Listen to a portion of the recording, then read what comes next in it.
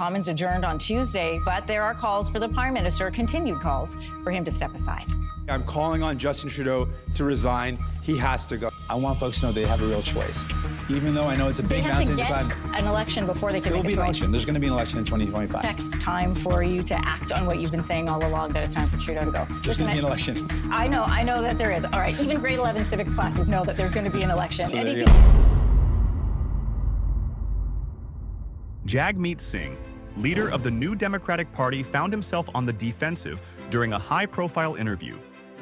Once viewed as Canada's progressive alternative, the NDP under Singh's leadership now faces an existential crisis. Voters, frustrated by unfulfilled promises, are left questioning whether the party can still deliver meaningful change.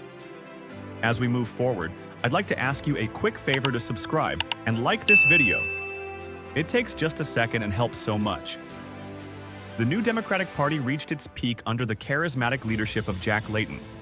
In 2011, Layton's ability to connect with everyday Canadians played a huge role in the party's victory in the federal election, securing 103 seats in what became known as the historic Orange Crush. Fast forward to today, and the difference under Jagmeet Singh's leadership is obvious. When Jagmeet Singh took charge of the NDP in 2017, there was widespread optimism. As the first person of color to lead a major Canadian federal party, Singh was seen as a champion, ready to breathe new life into the NDP. His early messaging was well received by voters hoping for change. However, over time, Singh's repeated hesitations to act decisively, especially regarding forcing elections or holding the government accountable, have raised eyebrows. To make things worse, there is a perception that Singh's reluctance to challenge the Liberal government is not a political strategy, but a decision made for personal gain, most likely securing his pension eligibility by waiting for the 2025 election. During the interview, Singh's responses were evasive and contradictory. On one hand, he called for Trudeau's resignation, claiming the Liberal government was failing Canadians on critical issues like affordability, housing, and corporate accountability. Yet, when pressed to explain why he wouldn't commit to triggering an election through a vote of no confidence, Singh hesitated. Well, everything's on the table, we've said, but it's been clear, given that we've got the threats of tariffs from Trump, that puts a lot of workers in Canada saying, will I lose my job?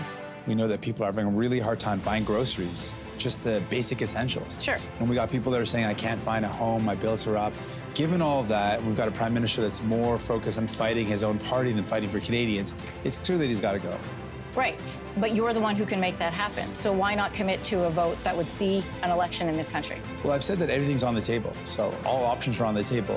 What I'm focused on right now is saying he's got to go, and we'll see what happens in the next couple weeks. The tension in the room reached its peak when the interviewer, clearly frustrated, asked a question. All along that it's time for Trudeau to go. There's going to be an election. I know that there is. All right, even grade 11 civics classes know that there's going to be an election. Even grade 11 civics students know there's going to be an election. This simple comment was followed by something unexpected. The interviewer burst into laughter. Although many saw the laugh as just a reaction, it was a critique of Singh's political strategy. Just another way of showing how his bold claims weren't backed up by real action or strong leadership.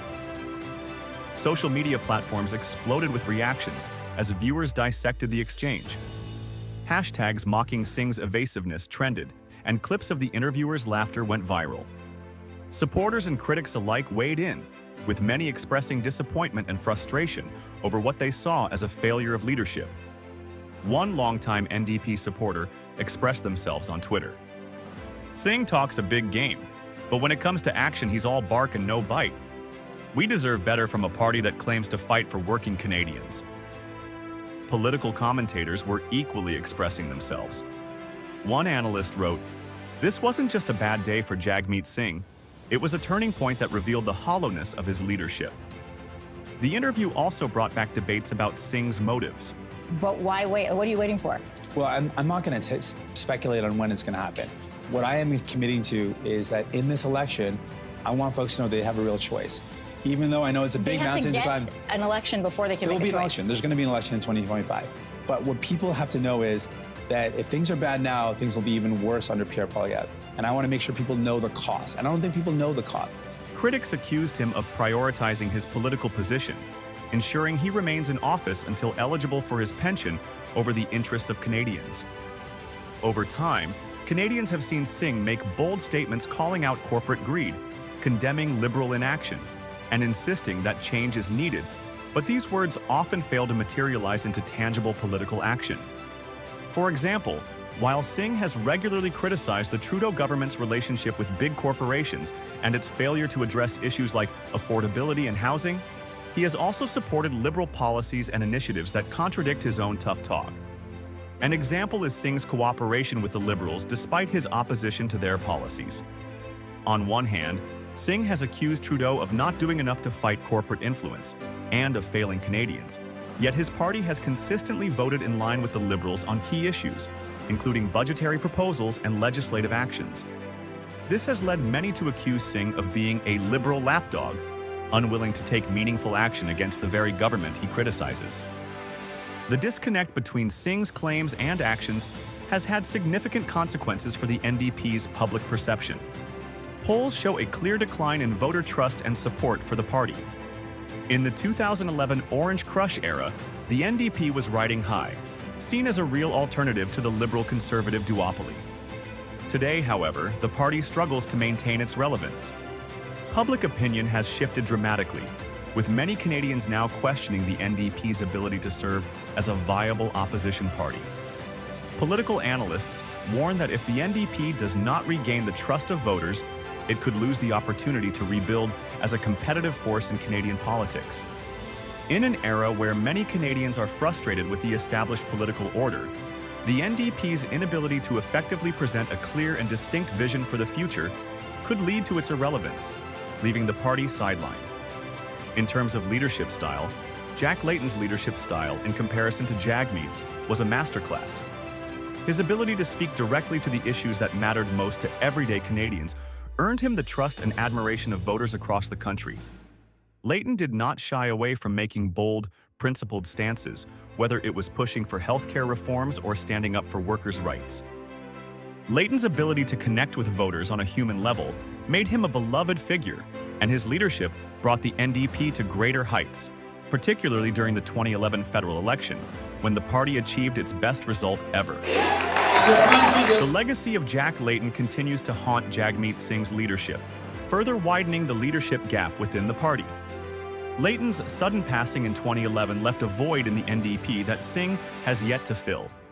For many, Layton remains the standard by which all future NDP leaders are measured. For the NDP to regain public trust and salvage its reputation, Jagmeet Singh must take bold, decisive action. The party needs to rediscover its core values, reconnect with its grassroots supporters, and make clear, unexaggerated statements on issues that matter most to Canadians, such as healthcare, income inequality, and climate action, much like Layton did. Singh needs to show that he is not just a political leader, but a leader who genuinely cares about the issues that impact everyday Canadians. The future of the NDP depends on how effectively the party can navigate its internal leadership crisis and reconnect with the Canadian electorate. Singh's leadership has undeniably faced numerous challenges, but whether the NDP can turn things around and once again become a powerful force for change in Canadian politics remains to be seen. As the country watches closely, one question hangs in the air. Can the NDP regain its former glory, or has it become a shadow of its former self, incapable of challenging the status quo? The answer may determine not only Singh's future as leader, but the very future of the NDP as a political force in Canada. What do you think? Let us know your thoughts in the comments.